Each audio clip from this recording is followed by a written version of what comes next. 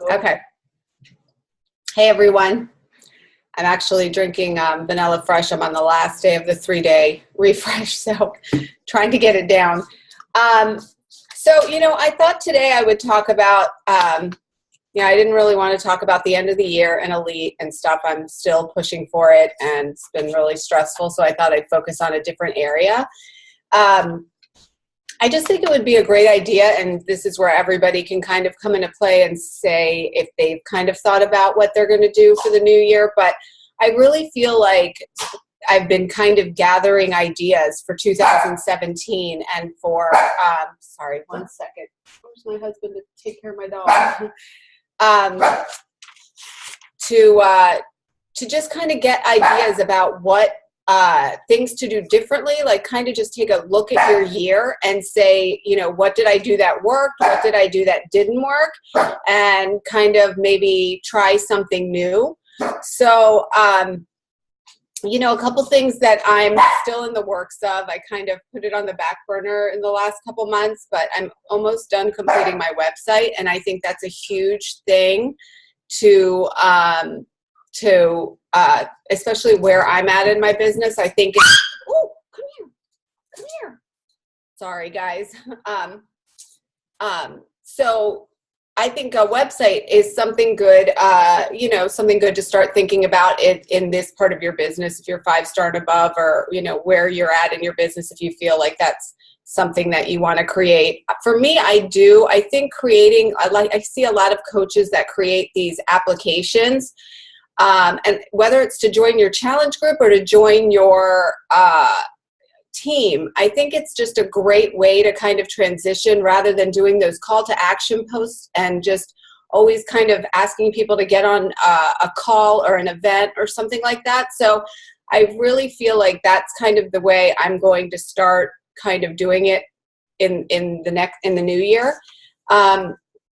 The other thing I kind of was thinking about is I've kind of been thinking about all the social media outlets that I use and the ones that are really working for me and the ones that really aren't. So many people have put so much time, money, effort into like pages, and I did this year. I did a lot of different trainings. I've done a lot of ads. I feel like I've spent a lot of money.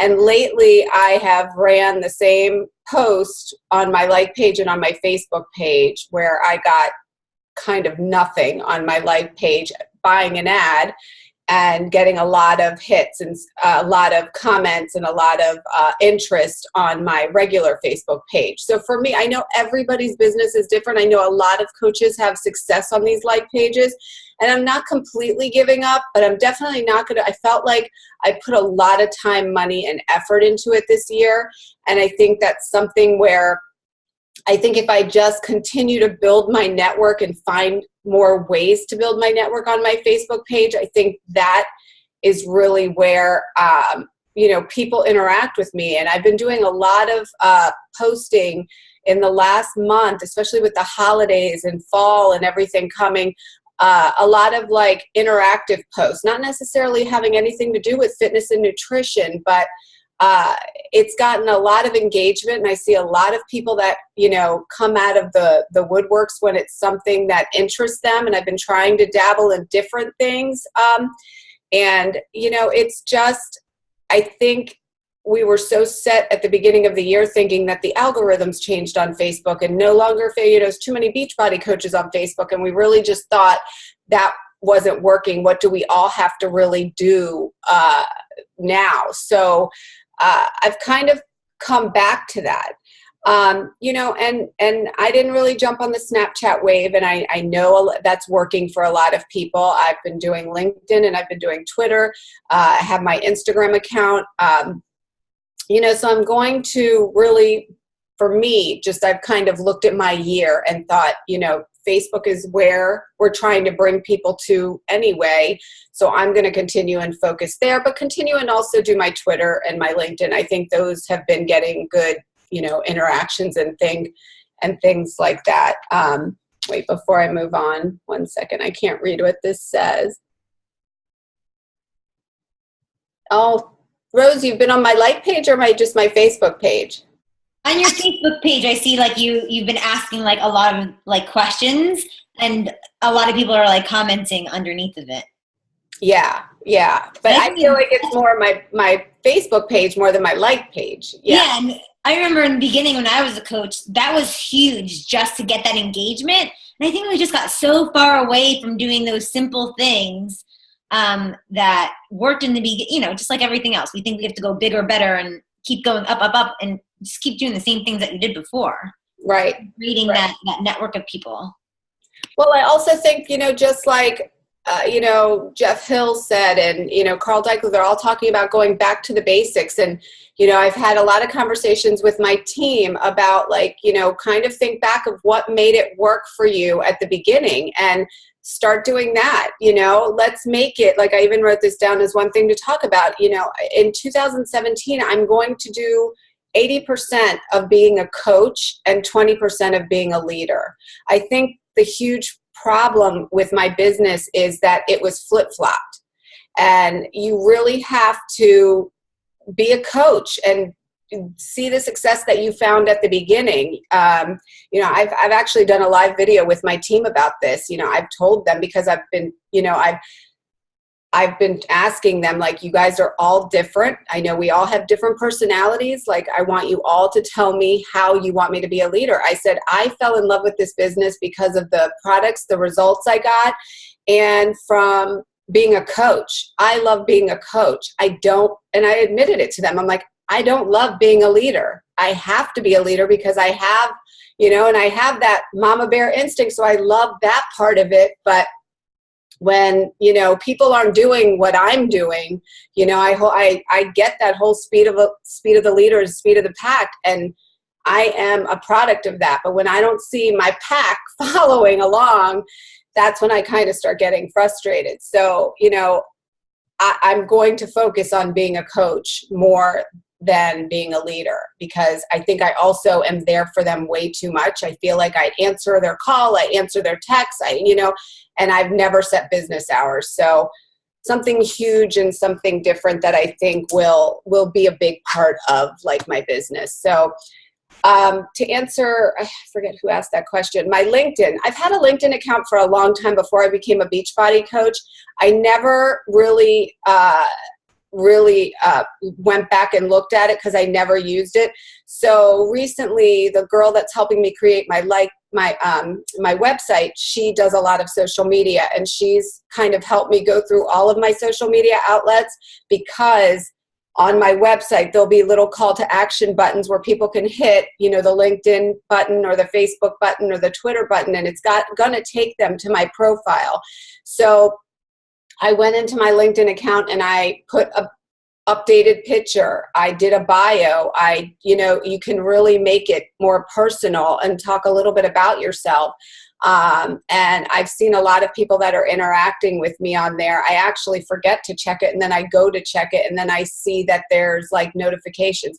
The way it's a little different, these are people that are searching for jobs, and they're wanting to know more about your what your strengths and weaknesses are and things like that. So when you're filling out the profile part, it's not so much like you would with Facebook or even Instagram, where you're talking about like being a mom and, a nutritionist or whatever it is, that relates to fitness and nutrition. It's always not going to really, you have to kind of fill it out almost like, not a resume, but so I'm kind of playing around with that. But it made me go through my YouTube and create a cover photo and create a new picture and create, find out more about like how my name is shown instead of just when I give a link, instead of just a bunch of numbers and letters. And you have to have 100 people subscribe to you, and that's when YouTube will allow you to have the link with your name on it, which you could post on Facebook and tell, people, hey, everybody, follow me on YouTube or subscribe to me on YouTube. And same with Twitter. I've been on Twitter for a long time, but wasn't using it. So I went and I did a cover photo, and I put a new picture, and I put a little bio about myself. And it's now a little bit more engaging where I feel like I can go and post on there too, because I wasn't really doing that before. The other thing that I was thinking about that I really want to start doing more of is live videos. And I know I do them in my groups. You know, a lot of times when you schedule a team Zoom call and they don't get on, you know, I've started doing more live where I do prep them. Like I'll tell them during the day, I'm getting on at this time, you know, start posting questions or try to make sure that you're on the live video. So that way it's not taking too much of their time. You know, they can kind of post questions and check it later for me to see if I answered it or, you know, get on if they can. But kind of taking it to like, I don't know if you guys saw how Sean T did his entire Max 30 video live. And that, you know, I know a lot of people were talking about that on the wall and stuff. And I'm just like, that's brilliant to me to sit there and set up your phone and do a live video of your 30-minute workout. I mean, who cares who gets on and who doesn't? Nobody might get on the entire 30 minutes, but can you imagine having 2,000, 3,000 Facebook friends and you are doing your entire video? And there's people checking in here and there and just kind of seeing a little glimpse of each part of it. I mean, you might have people that are at work and just have you propped up and are watching the whole thing. It's, I think, a great way to let people in on these a little bit more on what, you know, these workouts are about. Sandra, can I say something real quick? Yeah. I'm live is my jam. I do it every single day. I'm on day 25 of Quarter Force and I literally go live every single day. Some days I have 5 people on, some days I have 50 people on. It just depends on the time of day and the caption. But I've noticed it's made a huge change in my business. And with compliance, you can only do like 5 minutes of the workout with it turned really low. If it's turned really high, it's like 2 minutes. It's like some weird rules. Oh, that's good to know. Yeah. So compliance, like you have to have the music turned down and it only can be like up to 5 minutes. But it's helped because people are afraid to try programs that they don't know. So here I am, I'm showing them. And like when I do it, I'm like, this is the modified way and this is the way that's the non-modified. And I show them both and it's made a huge difference. And I'm a like page girl, so everything's done on my like page.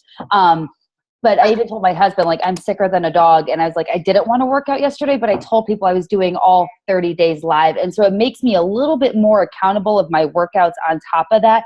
And like I said, it's really helped my business going live every single day. And I got called out. Someone's like, it's 1 and you're not live yet. Are you skipping today? I'm like, no, I'm just a little bit later than usual. I'm coming, I promise. So I really recommend it. If you guys don't go live, it makes a big difference in engagement and in your business on top of it. So you go live for 5 minutes of the workout? Yes. Sometimes I usually, with Quarter Force, I do a round. So I make sure it has a really catchy like title. If you don't go live, make sure you do titles. Like I see my coaches, they do no titles. I'm like, what are you doing? So make sure it's a really catchy title. So usually I'll have something motivational. I put what day of the workout is. I talk in the beginning. I usually am like in their face, like very motivational, like no excuses type thing. I show the workout and then at the end I answer any questions. And then even after I'm done live, I go back and answer all their comments, even though I answered them in the live video in case somebody doesn't want to watch the live video, but they want the answer to the questions on top of that. Yeah. So when you do 5 minutes of the workout and then stop to answer questions, are they wondering like why you're not continuing going, or you just say, I'm just going to continue when I'm done this live video? Yep. So usually I'll just pause it and then I'll answer. I'm like, all right, guys, I got to go finish my next 6 rounds. Like I'll see you on Snapchat when I'm done, because I'm huge on Snapchat too. So that's usually like people know I just pause it and then I keep on going as well. That's good. That's interesting. Yeah. I'm glad I brought that up.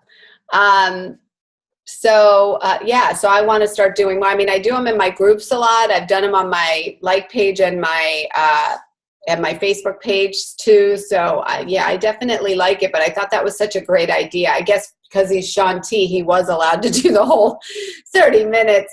But the other thing that I really want to start doing is really utilizing the challenge tracker, but not just for my challenge groups, like doing my Coach Basics training in there, or doing a push group, or even doing like a 3-day refresh, or even free groups like a water challenge, or, you know, you can provide the meal plan. You can provide, and it's just something that I think, especially with the Coach Basics, you know, so many times we create these groups and we, you know, expect these new coaches to get through it. And a lot of times they stall. And so I feel like with a tracker, you know, there's a start date and an end date, and they kind of have to do it, you know, each day, or they're going to kind of fall behind. So I don't know. I wanted to incorporate stuff like that with using the tracker, maybe for coaches that are, you know, new and still working full time,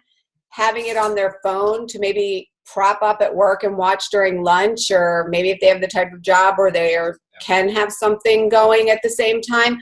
I just think it might be a easier way. You know, there's so many people that, you know, love the app, the challenge tracker app, because they either don't like getting on Facebook or their work doesn't allow it. So, you know, they love it because they can check into the group from their phone. So why not have like these training groups or push groups, or, you know, a 3-day refresh group on it or something like that. So that was another idea I had to, you know, start doing things like that in the new year as well. Maybe even try one before the year ends, but I feel like I have way too many groups going on right now. And then, you know, the other thing that I really wanted to start kind of using more of and promoting more of is the Beachbody On Demand. You know, I like to use it, but I don't sell it as a challenge pack. You know, and so it's something that I feel like is every time I go to, like, you know, Summit or Leadership, they talk a lot about Beachbody On Demand, and they talk a lot about how it is, you know, getting better and better, and they're adding more features to it. So I just feel like in the year of 2017, I feel like I need to be talking about it more. The only thing I have to say, and maybe you guys can help me with this, anytime I have offered like the 30-day free, you know, club membership, or to do like, you know, to try the workouts for 30 days, I get stopped when people hear the word free and then they want to do it.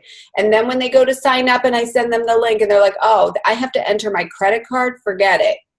What do you guys say to overcome that? Because I really struggle with that. I mean, I tell them, I'm like, after the 30 days, you can totally, you know, not do it. It's just, you know, it's something to try. And then if you don't like it, but what is that wording like, well, you know, Beachbody wants everybody to put their, I mean, what do you say?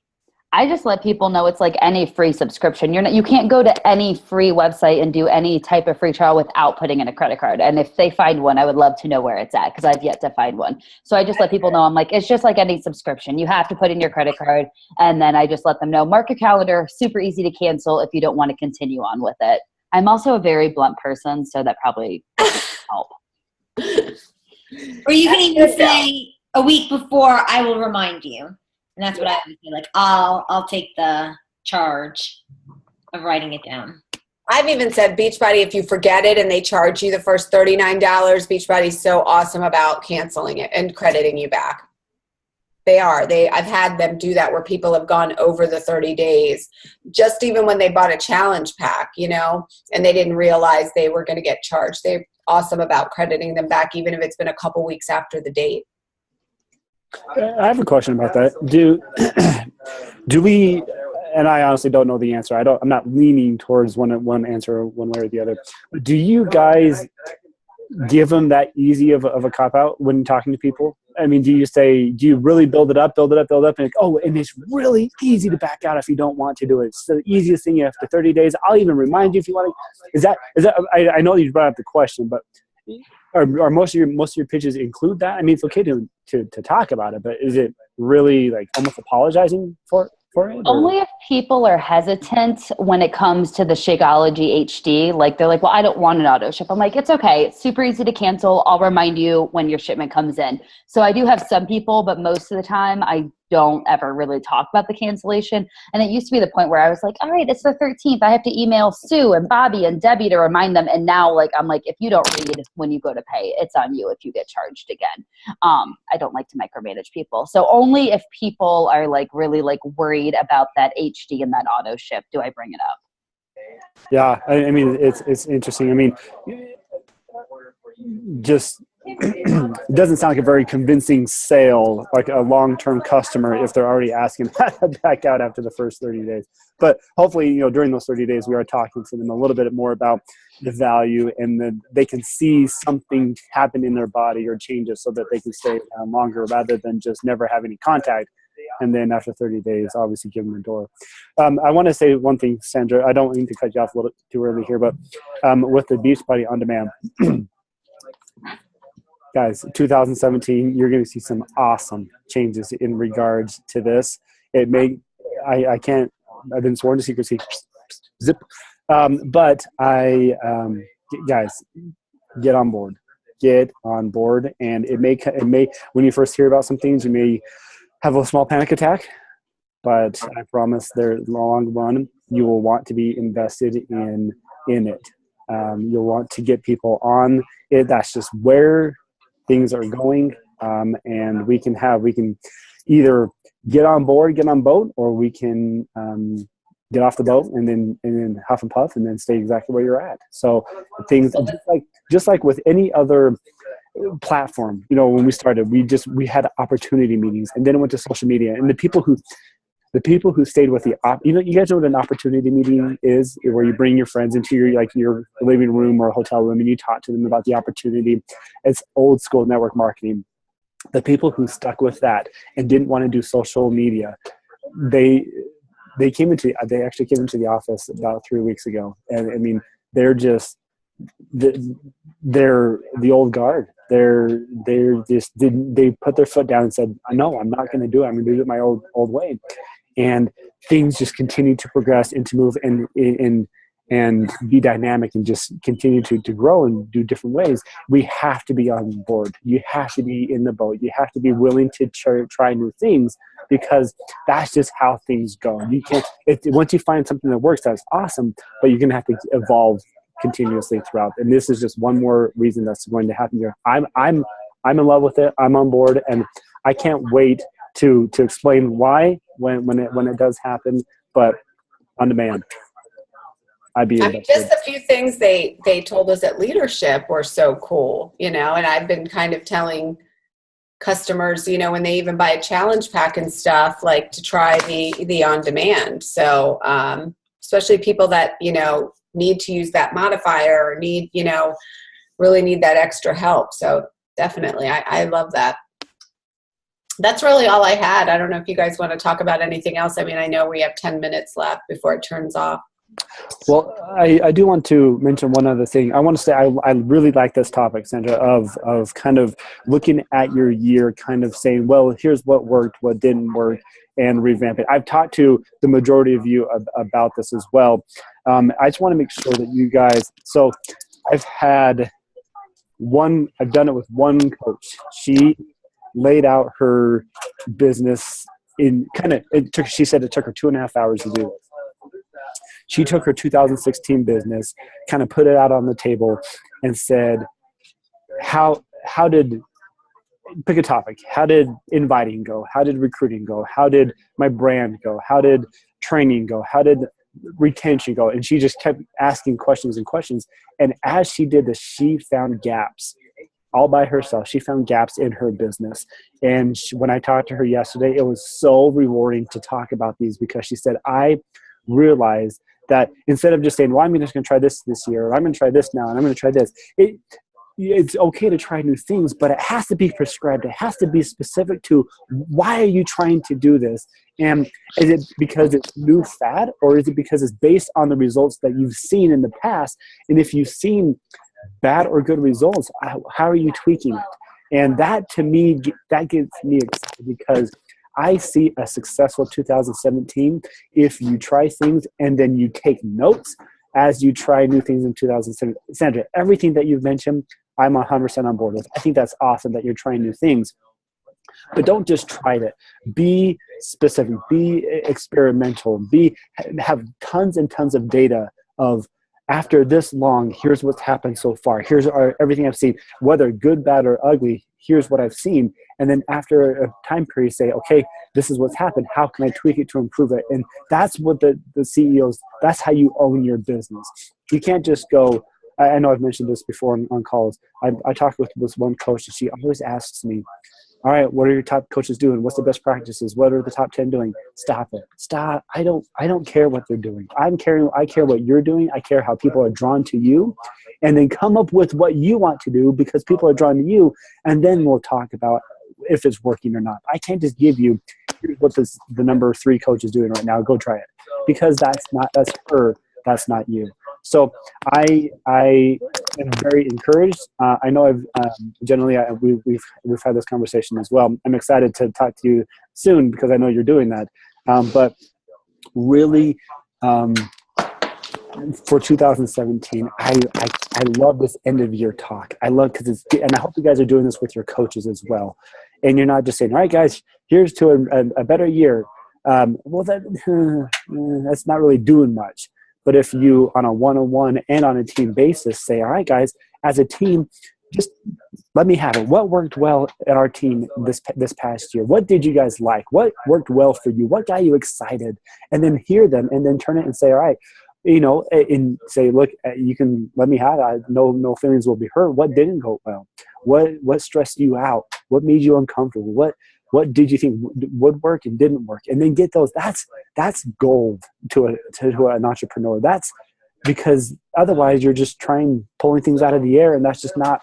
I don't know. I hope I'm making sense here. And you do this on a one-on-one basis as well with your top coaches, you will get results rather than just say, all right, guys, try harder.